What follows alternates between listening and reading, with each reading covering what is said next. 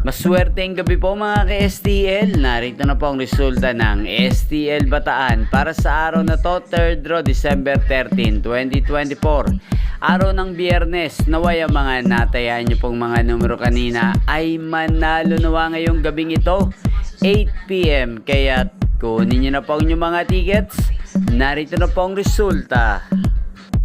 Ang mga numerong nanalo sa STL Bataan ngayong gabing ito, December 13, 2024. 8 PM, 3rd draw result, 1 at 40 in exact order. Sa lahat po ng tumaya kanina sa STL Bataan para sa 3rd draw ng 1 at 40, congrats po sa inyo. Panalo po kayo. Again, 1 at 40 in exact order. At ngayong gabing ito sa STL Bataan, shoutout po natin si Ate Jeline. Ate Jeline ng Bataan, shoutout po sa iyo. Naway nasa mabuti ka pong kalagayan. At sa lahat po ng mga taga-Bataan dyan, shoutout po sa inyo, lalong-lalo na po sa aking mga subscribers na walang sawang nanonood ng aking mga video. Shoutout po sa inyo.